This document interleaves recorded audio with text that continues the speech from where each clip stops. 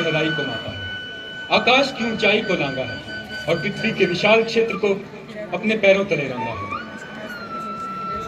हमने मनुष्य जाति के उत्थान के लिए कितना कुछ किया है, जिससे विकास का एक नया इतिहास रचा गया है। पर विकास की संधि दौड़ में हम कुछ बातों को भूल गए हैं, और वह है पारिस्थितिक तंत्र में संतुलन बनाए रखना, अर्थात पर्यावरण और पृथ्वी के प्रति सजग रहना। इस जगत में मात्र हम ही नहीं हैं, अपितु पेड़ पौधे, पर्वत पहाड़, जंतु, सूक्ष्म जीव तथा भौतिक कारक भी हैं, जो एक दूसरे पर निर्भर हैं। हमें यह नहीं भूलना चाहिए कि किसी भी क्षेत्र के सभी जीव तथा वातावरण के जैविक कारक संयुक्त रूप से पारितंत्र का निर्माण करते हैं। सुख सुविधा पाने की संधि दौड़ में कहीं हम विनाश का तांडव तो नहीं रच रहे। कुछ ऐसे ही विचारणीय प्रश्नों को उजागर किया है डीएवी सेकेंडरी पब्लिक स्कूल मंडी के छात्र व छात्राओं ने अपनी इस लघु नाटिका में, जिसका शीर्षक है एक और चक्रव्यूह।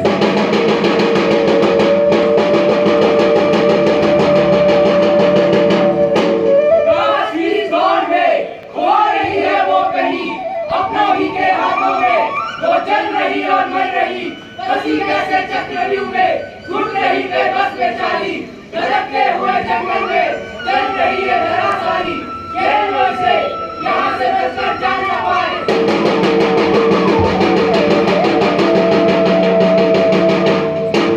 मेरे देश की धरती सोना उगले उगलेगी रे मोती, मेरे देश की धरती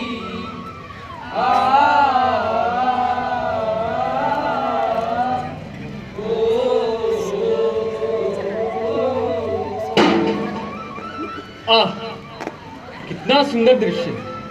ये पेड़ पौधे, ये फूल, ये पशु पक्षी कितना मधुर संगीत सुना रहे हैं। ये सारा वातावरण मुझे कितना मोहित कर रहा है, पर फिर भी न जाने मन में कुछ अजीब सी अकुलाहट हो रही है। मुझे बचा लो, मुझे बचा लो। एक तुम ही हो जो मेरी रक्षा कर सकते हो। कौन हो तुम? और मेरे सुंदर वन में इस तरह बेसहाय क्या कर रही हो? नहीं पहचान पाओगे तुम मुझे, नहीं पहचान पाओगे। जिस सुंदर वन का तुम बखान कर रहे हो, उसे वो खत्म कर डालेंगे, मार डालेंगे। मैं तुम्हारा मतलब नहीं समझा। और ये क्या हाल बना रखा है तुमने अपना? तुम्हें ये चोटें कैसे लगी? ये चोटें मुझे मेरे अपनों ने दी, कुछ अनजाने में और कुछ जानबूझकर। तुम मनु हो ना, चौथे मनु। हाँ, मैं चौथा मनु हूँ। मानव हूँ, मानव, इस सृष्टि की सर्वोत्तम कृति। मुझसे ये तो संसार चलायमान है। इससे मैं तुम्हारा अहंकार कहूँ या तुम्हारे सर्वोत्तम होने का घमंड? तुम शायद खुद भूल रही हो, मैं इस सृष्टि का सर्वोत्तम आधार हूँ, और यही सच्चाई है। सच्चाई तो कुछ और ही है, जिसे तुम सुनना नहीं चाहोगे। तुम जो भी करना चाहती हो स्पष्ट कहो। जानना चाहते हो तो आओ मेरे साथ और देख लो अपनी आंखों से अपने सुंदर वन को।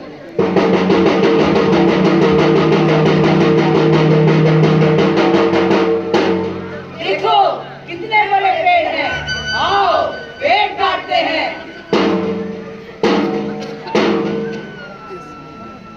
ये देखो तुम्हारी सुंदरता का नजारा।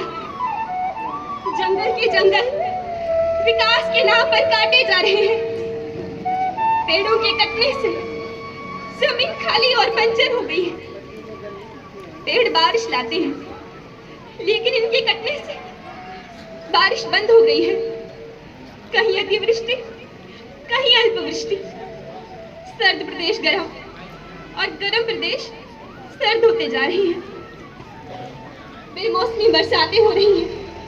भूमि पर पेड़ों की अत्यधिक कटाव से भूस्खलन की स्थिति उत्पन्न हो गई।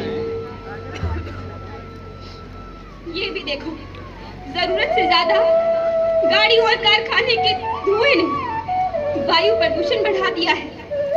इससे प्रकृति का तापमान पहले से कई गुना बढ़ गया है, जो कि ग्लोबल वार्मिंग का मुख्य कारण है। इससे आए दिन नई नई भयंकर बीमारियों ने जन्म ले लिया है। बहुत से जीव जंतु की तो प्रजातियां ही खत्म होती जा रही हैं। ये सब देख मेरा तो दम घुटने लगा है। मेरी छाती पर असंख्य जख्म जो दिए जा रहे हैं। अच्छा, तो तुम मानव रूप में पृथ्वी हो, परंतु विकास के नाम पर थोड़ी बहुत कुर्बानी तो देनी ही पड़ती है। इसमें कोई ज्यादा घबराने वाली बात नहीं। ये तुम्हारी भूल है।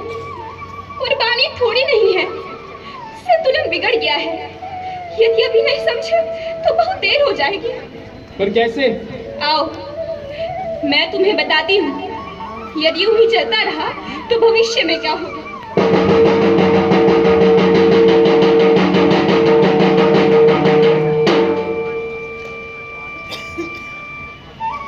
हम कृषक हैं। हमारी बांसुरी के संगीत पर अब कोई गीत नहीं गाता। बांसुरी बजती है लेकिन गीत नहीं फूटता। बस कुछ वर्षों बाद कहीं कुछ हो जाता है और कुछ नहीं और कुछ नहीं। ये गांव में नशात क्यों? क्या हुआ इस गांव को? यहाँ चिड़ियों की छाछाट क्यों नहीं सुनाई देती? यहाँ पत्तियों का रंग भूरा क्यों है? यहाँ हवा शोक वस्त्र पहने क्यों घूम रही है? ये बहुत लंबी कहानी है। लंबी कहानी? कैसी कहानी? ये हमारे गांव की कहानी है। हमारे गांव में एक सपेरा था। सपेरा? हाँ, सपेरा। गांव में एक तालाब था जिसके किनारे एक मंदिर और खेत ही खेत। बीन बजती थी तो सांप सा नसों में कुछ रेंगने लगता था। दिशाएं गूंजती थी, लोग लपकते हुए आते और उस पेड़ की रोशनी में रंग बिरंगे हिरणों की तरह बैठ जाए।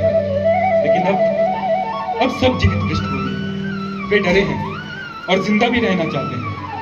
उनके बहुत से सदस्य मारे जा चुके हैं और बहुत से खैर, जब लाश करके आंगन में हो तो चिड़ियों की चहचहाट नहीं सुनाई देती, और यदि सुनाई भी दे तो कितनी करूंगा, कितनी करूंगा, कितनी करूंगा।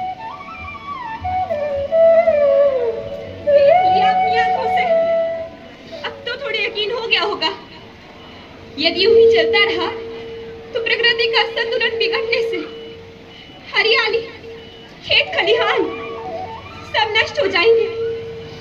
सूखा, अकाल, भूस्खलन और भुखमरी का राज होगा। जनसंख्या इतनी बढ़ जाएगी कि मेरे लिए उसे सहन कर पाना मुश्किल हो जाएगा।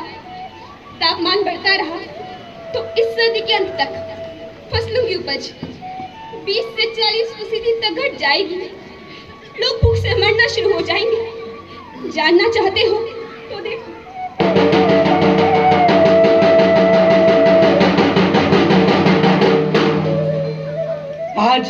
आज हमें कितने दिन हो गए हैं खाना खाए हुए। बच्चों की हालत हम मुझसे देखी नहीं जाती। तो क्या करे, कहाँ जाए? अनाज है कहाँ? और यदि है तो इतना महंगा हम उसे खरीद नहीं सकते।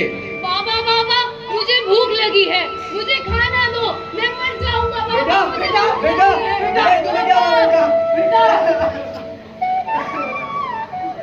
अच्छा हुआ मेरा भाई मर गया। अब मैं पूरी रोटी खाऊंगा। उसके हिस्से की रोटी भी अब मेरी होगी। कोई मुझे पानी पिला दो, मुझे बहुत प्यास लगी है, मुझे बहुत प्यास लगी है, मुझे बहुत। कोई मुझे भी पानी पिला दो। मैंने 3 दिनों से कुछ नहीं पिया है। प्यास के मारे मेरा दम निकला जा रहा है। कोई मुझे पानी पिला दो। पानी, पानी, पानी। मनुष्य जिस तरह से पानी का दोहन कर रहा है, उससे पानी का जलस्तर घटता चला जाएगा। हमेशा बहने वाली नदियां सूख जाएंगी। पृथ्वी का अधिकतर हिस्सा जलमग्न हो जाएगा। ओजोन परत के नष्ट होने से मनुष्य कई बीमारियों से ग्रस्त हो जाएगा। पृथ्वी का अधिकतर हिस्सा जलमग्न हो जाएगा। तापमान बढ़ने से हिमखंड पिघलना शुरू होंगे। इससे समुद्र का स्तर बढ़ना शुरू होगा और पृथ्वी उसमें डूब जाएगी। आर्कटिक महासागर में हर वर्ष बर्फ का स्थायी कवर 41,000 वर्ग किलोमीटर सिकुड़ रहा है। हिमालय में 15,000 ग्लेशियर हैं। यदि यूं ही चलता रहा तो 2035 से 40 तक सारे ग्लेशियर पिघल जाएंगे। इससे समुद्र का स्तर 4 फीट से अधिक बढ़ जाएगा, जिससे भारत में मुंबई, कोलकाता, और चेन्नई जैसे शहर खतरे में पड़ जाएंगे। बर्फ के पिघलने से समुद्र तल में भूकंप और सुनामी जैसी घटनाएं बनी रहेंगी। देखना चाहते हो तो देखो।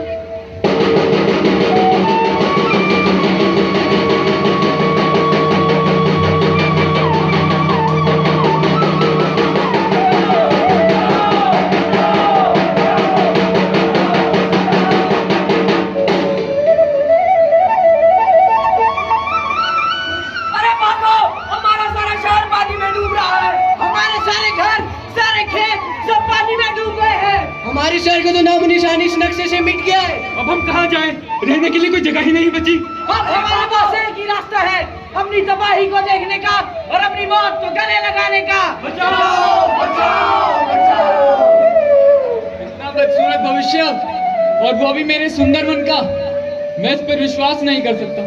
अब भी विश्वास नहीं करोगे तो क्या जब सब खत्म हो जाएगा उस समय विश्वास करोगे? माना कि ये सब सच होने वाला है, परंतु उसके जिम्मेदार हम नहीं। तुम नहीं तो कौन? मैंने तुम्हें धरा दी थी, उसे बांट कर अलग अलग देश बनाए तुमने। ईश्वर ने मनुष्य बनाया, उसे धर्म, जाति और मजहब के नाम पर बांटा तुमने। मैंने तुम्हें जीवन जीने हेतु पेड़ पौधे और जंगल दिए, उन्हें काट कर मुझे बंजर बनाया तुमने। अंधाधुंध कारखाना और गाड़ियों का निर्माण कर पृथ्वी का तापमान बिगाड़ा तुमने। तुम स्वयं अपने विनाश की लीला रच रहे हो और कहते हो तुम इसके लिए जिम्मेदार नहीं हो। अब मैं तुमसे खुद कह रही हूँ मानव, मुझे उनसे बचा लो, नहीं तो इस चक्रव्यूह के पास में बंद कर मैं भी अभिमन्यु की तरह नष्ट हो जाऊंगा।